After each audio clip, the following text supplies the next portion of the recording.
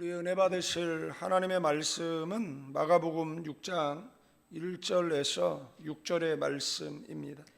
예수께서 거기를 떠나사 고향으로 가시니 제자들도 따르니라. 안식일이 되어 회당에서 가르치시니 많은 사람이 듣고 놀라 이르되 이 사람이 어디서 이런 것을 얻었느냐. 이 사람이 받은 지혜와 그 손으로 이루어지는 이런 권능이 어찌 됨이냐. 이 사람이 마리아의 아들 목수가 아니냐. 야고보와 요셉과 유다와 시몬의 형제가 아니냐. 그 노이들이 우리와 함께 여기 있지 아니하냐 하고 예수를 배척한지라.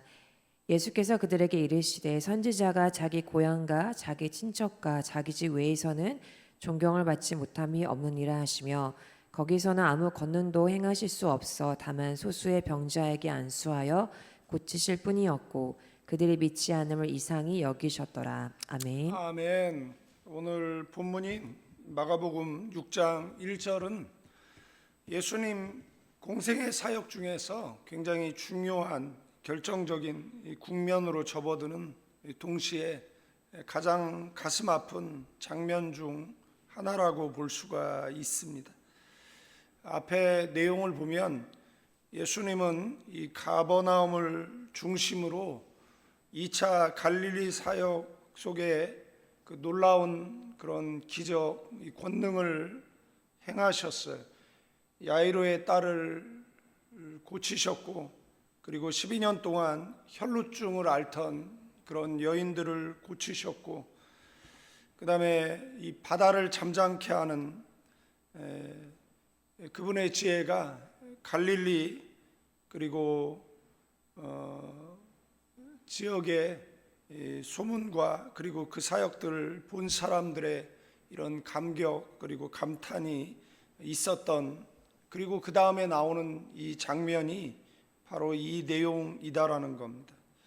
예수님께서 이제 가버나움을 떠나서 그동안 이렇게 분주하게 사역하시던 그 사역을 뒤로 하고 나사렛, 예수님의 고향이죠. 물론 예수님은 베들레헴에서 탄생하셨지만 성장기를 나사렛에서 보내셨어요.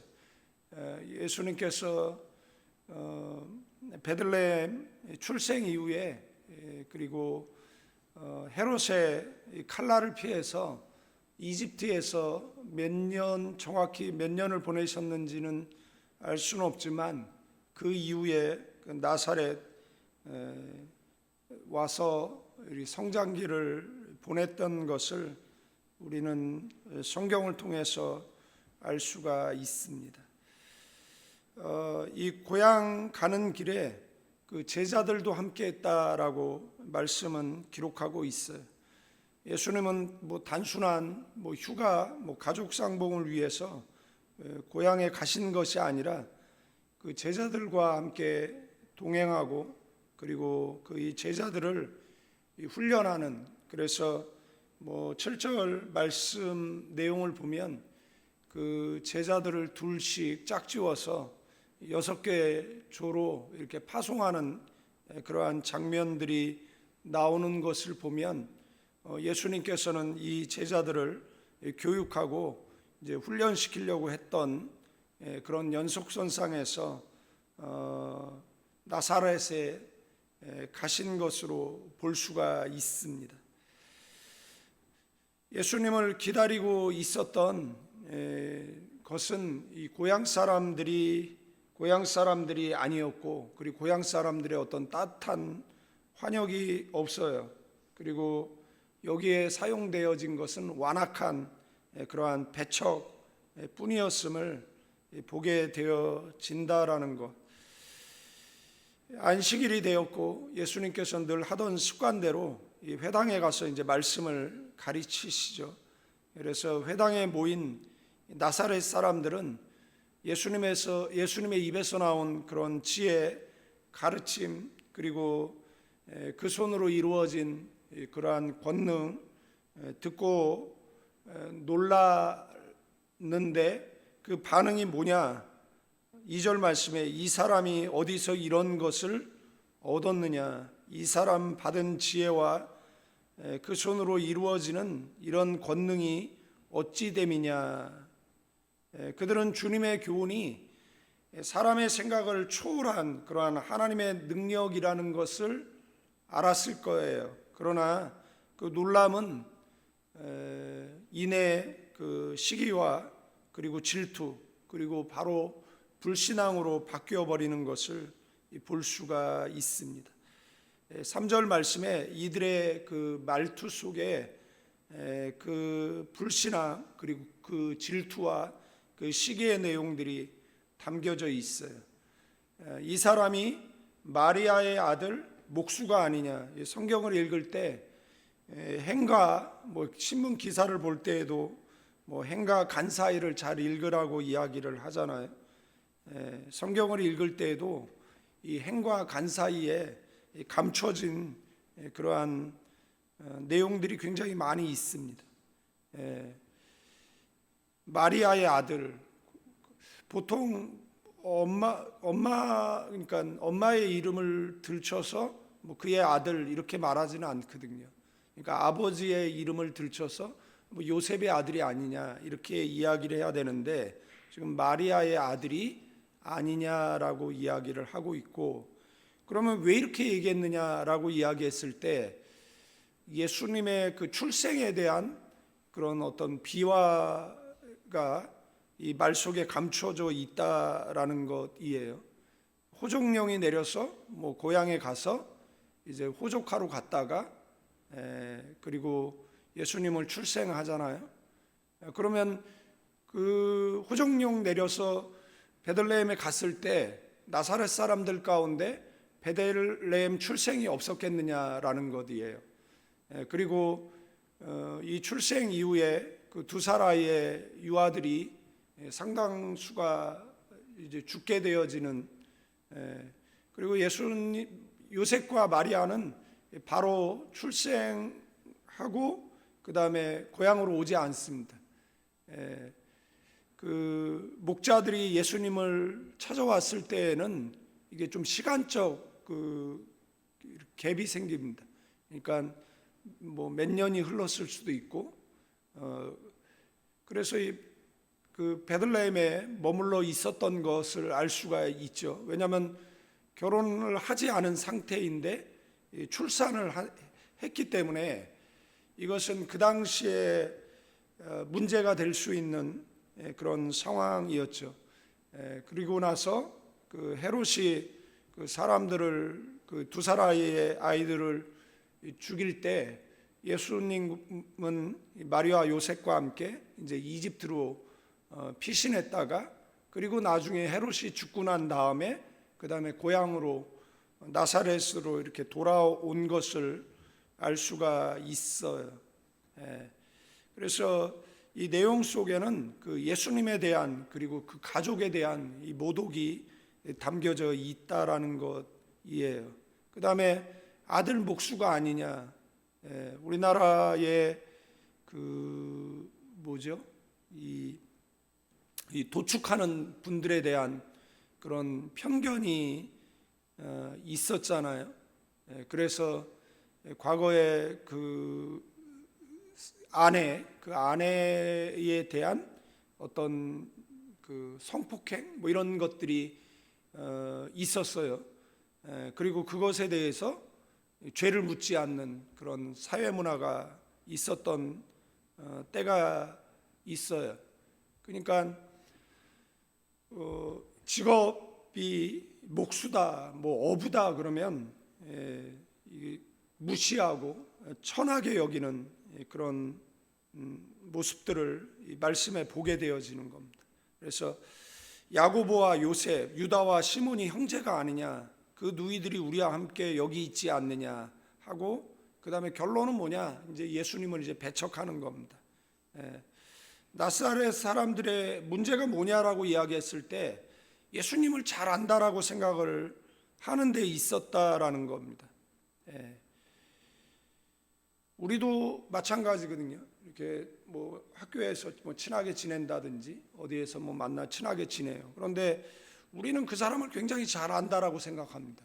근데 도대체 뭘 아는지를 잘 모르겠어요. 제가 목회를 하는데 제가 우리 교인들 잘 아냐 그러면 잘 모르겠어요. 왜 그러냐면 저하고 보내는 시간이 그렇게 많지 않잖아요. 뭐 예배 드릴 때 만나고 뭐 이렇게 뭐 가끔 뭐 차 마실 때, 그리고 24시간 뭐 같이 지내는 게 아니잖아요. 그러면 알 수 있죠. 뭐 잘한다라고 얘기도 할 수 있지만 그 잘한다라는 것이 그 사람의 아픔도 잘하는 것도 아니고 그 사람이 어떻게 자라온 것을 잘 아는 것도 아니고 그냥 뭐 일부만 아는 것이잖아요. 그죠? 오히려 제가 우리나라 대통령을 더 잘 알걸요. 왜 그렇죠? 뉴스에 맨날 나오잖아요. 아마 제일 많이 볼걸요. 그리고 그 사람의 어렸을 때부터 뭐 자라는 환경이라든지 이 모든 것을 연일 뭐 뉴스를 통해서 계속 보도하잖아요. 그러니까 잘 알죠. 그런데 제가 그분을 잘한다라고 얘기하면 정말 잘하는 것인가요? 그분은 절 모르잖아요. 그러니까 우리가 잘한다라고 얘기할 때 도대체 몇 프로를 아는 것일까? 그러면 부부간에 집사님들한테 가끔 아내 집사님에 대해서 잘 아세요라고 얘기하면 잘 모르겠어요. 그래. 아니 같이 사는데 왜 몰라요라고 얘기하면 살면 살수록 잘 모르겠다. 뭐 이렇게 이야기하시는 분들도 있어요. 그런데 이 사람네들의 문제는 뭐냐면 예수님을 잘한다라고 생각을 한 것이에요. 여기에 이제 고향이라는 거, 고향이라고 이야기할 때 실제 예수님께서 그 이집트에서 돌아왔을 때 정확하게 몇 살인지는 잘 몰라요. 그런데 예수님께서 이제 공생애를 시작을 이제 뭐 30쯤 하셨다라고 이야기하면 뭐 길게는 20 몇 년, 뭐 짧게는 뭐 한 10 몇 년 아는 거죠. 한 동네에 뭐 20년 살았어도 잘 모르는데 나사렛 사람들이 이제 예수님을 뭐 어렸을 때부터 보았고 그 다음에 목수였던 아버지는 이제 얼마 있다가 세상을 떠난 것 같습니다. 그리고 그들의 동생들이 나오죠. 형제들이 나와요. 천주교에서는 그 마리아 그 평생 그 처녀설 주장하면서 여기에 나오는 이 형제들을 뭐 사춘이라든지 그 마리아의 자녀들이 아니다 뭐 이런 주장들을 하지만 성경에는 그 예수님의 형제라고 분명히 밝히고 있다라는 것을 알 수가 있어요. 그런데 이 예수님을 가리켜서 이 마리아의 아들이라고 부른 것은 유대 사회 관습상으로도 굉장히 이례적이고 그 다음에 경멸적인 그러한 표현이다라는 거예요. 당시 유대인들은 아버지가 세상을 떠났어도 요셉의 아들이라고 예수님을 호칭했어요. 그런데도 불구하고 마리아의 아들이라고 부른 것은 뭐 앞에서 말씀드렸던 것처럼 그 예수님의 출생에 대한 그 배경에 대한 그 은연중에 비하가 담겨 있다라는 거예요. 뭐 근본도 없는 뭐 천한 목수의 아들이 지금 랍비인 척한다. 이런 비아냥과 그 다음에 이런 편견이 이들의 말 속에 녹아 있음을 우리는 보게 되어진다라는 겁니다. 결국 그들은 자신이 만들어 놓은 그런 어떤 기억의 틀 안에 그 메시아를 이제 가두어 버리고, 그래서 성경은 배척했다. 여기 배척이라는 것은, 배척한다라는 것은 여기에 쓰인 이 단어는 뭐냐면 예수님에게 걸려서 넘어졌다라는 뜻입니다.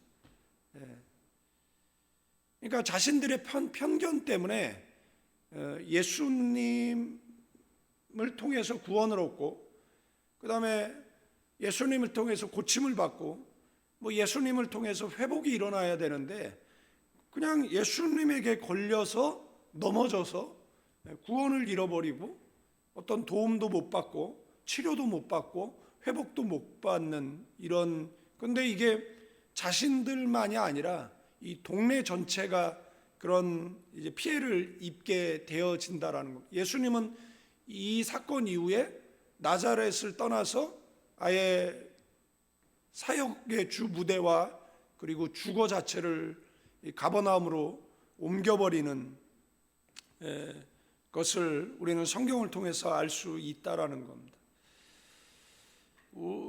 오늘을 살아가는 저와 여러분들도 이런 모습일 수 있다라는 거 기억해야 됩니다. 매주 예배를 드리고 성경을 읽고 예수님의 이름으로 기도를 해요. 그런데 익숙함 때문에 하나님의 말씀이 더 이상 내 삶에 어떤 충격으로 다가오지 않을 때가 있다라는 겁니다. 교회 한 3년 다니면 어느 본문 나오면 대충 어떻게 설교할 것이다 알고 그 다음에 귀를 닫는 그런 분들도 계셔요. 심지어는 성경에다가 이제 언제 설교를 했다 이걸 기록해 두는 분들도 있는 것 같아요. 목회하시는 분들은 이제 점점 목회하기가 어려워져가는 그런 시대 속에 살아가는 것 같습니다. 믿음은 내 혈육의 경험이나 인간적인 지식으로 생기는 것이 아니라는 것. 예수님을 온전히 고백했던 그 베드로, 주는 그리스도시요 살아계신 하나님의 아들이라는 이 고백을 했을 때 바요나 시몬아 네가 복이 있다라고 이를 너에게 알게 하니는 혈육이 아니고 하늘에 계신 너의 아버지라고 이야기를 했어요. 사도 바울 역시 예수님께서 하나님께서 예수 그리스도의 얼굴에 있는 하나님의 영광을 아는 빛을 우리 마음에 비췄다 이렇게 표현하고 있습니다. 하나님의 은혜가 임하지 않으면 아무리 곁에서 주님의 지혜를 듣고 그 다음에 능력을 보아도 완고한 자만에 빠지고 주님을 거부하면 그리고 자기는 다 안다 그러면 하나님의 역사가 삶 속에 흘러 들어올 수 없고 그 삶 속에 흘러 들어오는 것을 막을 수밖에 없다라는 겁니다. 예수 믿는 거 받은 증거 많다라는 그 찬양의 가사처럼 우리는 주님 앞에 서는 그날까지 주님을 인격적으로 만난 초심을 잃지 않고 살아가야 됩니다. 그래서 우리의 신앙이 급격하게 좋아졌다가 이런 거는 아니더라도 이렇게 꾸준하게 성장을 해야 돼요. 어느 날은 신자인데 어느 날은 불신자고 그런 모습. 제가 교회 사람들 보면 지하 24개 지혜 지금 얼굴이 부어서 다른 사람인 줄 알았는데 지혜가 온다고 했는데 지금 딴 사람이 왔나 자기는 안 가고 친구만 보냈나 근데 이렇게 지하 24개 이거 아세요? 나이 들면 이게 피부가 내려와가지고 이게 내려와요. 그래가지고 어른들은 아무 말 안 하고 있으면 화난 것 같아요. 그죠? 교회 가 보면은 화난 분들이 굉장히 많아요. 그래서 웃지 않는 사람은 예수 안 믿는 사람이라고 생각하면 돼요. 왜냐하면 그리스도인의 트레이드 마크가 뭐예요? 항상 기뻐하는 거죠. 그죠? 쉬지 않고 기도하고 범사에 감사하는 게 그리스도인이잖아요. 그러면 그게 어디에 나타나죠? 얼굴에 나타나게 되어져 있어요. 그런데 교회 가 보면 이렇게 옛날에는 은혜 받으신 것 같은데 그런데 얼굴 보면 불신자 같고 그리고 교회에서 이렇게 늘 화내시는 이런 분들이 있잖아요. 그래서 전도의 문을 막고 교회에 있는 사람들 이렇게 상처받게 하고 그게 이제 목사일 수도 있고 그게 어떤 직분자 있을 수도 있고 그게 우리의 현재 모습일 수도 있고 나중에 이제 성인이 나의 신앙의 연륜이 깊어져 갔을 때 우리의 모습일 수도 있는데 우리가 기억해야 될 것은 주님 앞에 서는 그날까지 예수 처음 만났을 때 그 초심을 잃지 말아야 된다라는 거. 삭개오가 구전에 의하면 물 한 동이를 들고 외출했다라고 이야기하잖아요. 그래서 부인이 어디 가냐라고 얘기하면 그냥 어디 갈 데 있다라고. 그래서 하루는 부인이 따라갔는데 웬 나무 앞에서 이렇게 묵상을 기도를 하고 그 다음에 물을 주고 입을 이렇게 하나씩 닦더라는 거예요. 그러면서 이제 눈을 훔치고 이렇게 돌아오길래 부인이 이제 길가에서 저 나무가 도대체 뭔데 왜 저기에 매일 그렇게 가느냐라고 얘기했더니 모든 사람이 나를 매국노라고 얘기하고 모든 사람이 나를 구원의 반열에서 제외된 사람이라고 얘기할 때 예수님이 저 나무에 올라가 있는 자기를 이름을 불러주시고 그리고 자기 집에 유해 줬다라고. 그게 뭐죠? 그게 첫사랑이잖아요.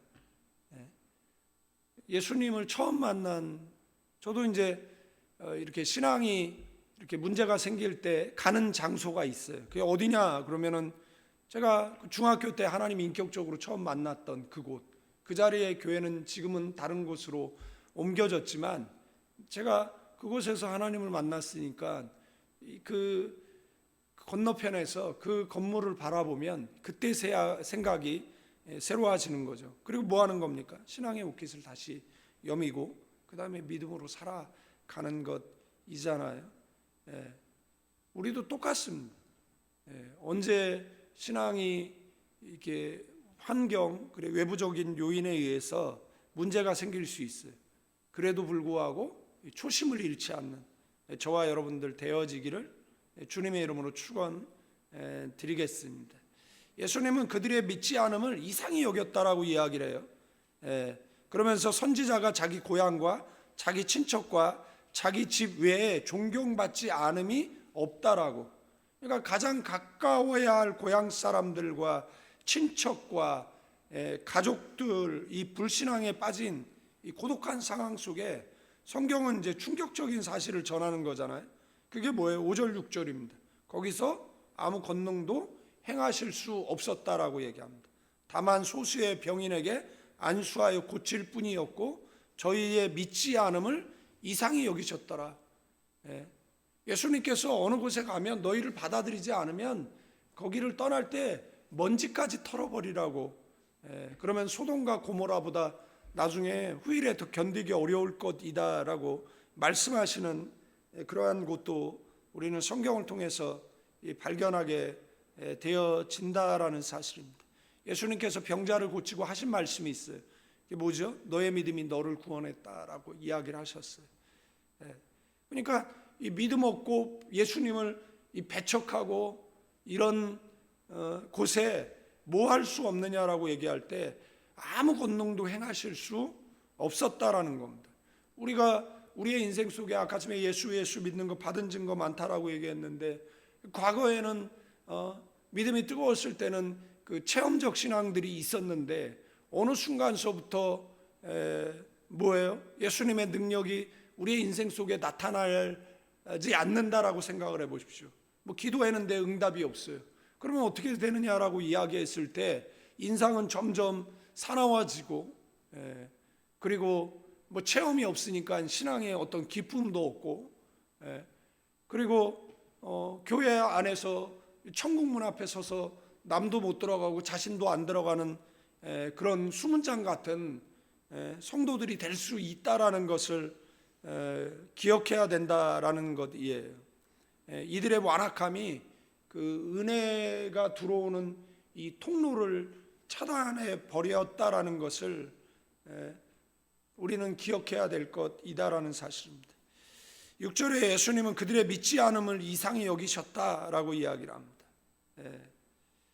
뭐 마태복음 8장에 보면 백부장의 그 믿음을 칭찬하는 그러한 장면이 있잖아요. 그런데 정작 고향 사람들은 오히려 불신하고 배척하는 이 모습에 예수님의 그 탄식을 우리는 말씀을 통해 들을 수 있다라는 것. 우리가 기억해야 될 것은 하나님의 역사는 우리의 믿음이라는 그릇을 통해서 흘러간다라는 것. 어떤 여인은 예수님의 옷자락만 만져도 나음을 입을 거라고 믿고 그 군중을 뚫고 그 12년 병을 앓던 여인이 예수님의 옷자락을 만지잖아요. 4층에 올라가면 사무실에 그 이스라엘 그 막달라 그 채플의 그 벽면 이만한 크기의 그림이 있는데 이거를 사진으로 판매해서 그걸 주문해서 액자에 씌워서 갖다 놨는데 그 그림을 보면 여자가 손만 나와요. 여인은 보이지도 않고 예수님 이 그 무릎 아래만 나와요. 근데 쓰러져서 이렇게 옷자락을 살짝 만질 때 스파크가 일어나는 이것을 그림으로 그리는 것이잖아요. 이 성경에 이제 두 가지 시간이 흐르죠. 하나는 크로노스의 시간, 모든 사람에게 똑같이 주어진 시간. 그 다음에 하나는 카이로스의 시간이에요. 그러니까 수많은 군중이 있는데 그 군중 속에서 고침받은 사람은 예수님의 옷자락을 만진 여인 하나. 그 수많은 사람이 있는데 소경 바디메오가 다윗의 자손 예수여 우리를 불쌍히 여기소서, 나를 불쌍히 여기소서, 사람들이 조용히 하라고 하는데도 더 큰 소리로. 그런데 모든 사람의 예수님 주변에 있었는데 기적을 경험한 사람은 소경 바디메오 뿐이잖아요. 수많은 사람이 예수님을 밀고 당기는데 고침받은 사람은 이 혈루증 앓는 여인 한 사람 뿐이잖아요. 수많은 사람이 예수님을 만났는데 삭개오야 내려와라, 오늘 너의 집에 내가 유의해야겠다라는 말을 듣는 사람은 한 사람이잖아요. 그래서 모든 사람에게 이 크로노스의 시간이 주어져 있지만 기적을 경험한 이 카이로스의 시간은 그 혈루증 앓는 여인 소경 바디메오 삭개오인 것이잖아요. 모든 사람이 함께 예배를 드리는데 어떤 사람에게는 그 시간이 기적의 시간이고 어떤 사람에게는 늘 드리는 예배, 다음 주에 드릴 예배, 앞으로 계속 드릴 예배 의미 없이 지나가는 시간이다라고 생각한다라면 예수님의 권능, 예수님의 기적이 우리 인생 속에 어떻게 나타나냐라는 거예요. 우리는 예수님을 기대하고 인생 살아갈 때 우리는 응답이 있어야 신앙 생활을 기쁘고 즐겁게 익사이팅하게 할 수 있잖아요. 어느 순간에 그 하나님의 그런 음성도 들리지 않고 하나님의 기적도 나타나지 않고 아무리 기도를 해도 어떤 변화도 일어나지 않는다라고 얘기하면 우리도 신앙의 타성 속에 젖어들어서 우리의 인상은 점점 무서운 사람으로 변해갈 것이고 신앙생활하는데 아무 기쁨도 없고 감사도 없는, 그래서 하나님의 기적이 나타날 수 없는 그런 삶이 돼서는 안 된다라는 걸 기억하고 살아가는 저와 여러분들 되어지기를 주님의 이름으로 축원드리겠습니다. 예수님께서는 고향에서 이제 배척받고 그 다음에 제3차 갈릴리 사역이 이제 시작되어지는 그 분기점 이 안에 그 잘 박힌 못처럼 이 말씀이 있다라는 것을 우리는 보고 여기에 거기서 아무 능력도 행하실 수 없었다라는 말씀을 좀 신비에 새기는 저와 여러분 되기를 축원드립니다. 말씀 정리하고 마치겠습니다.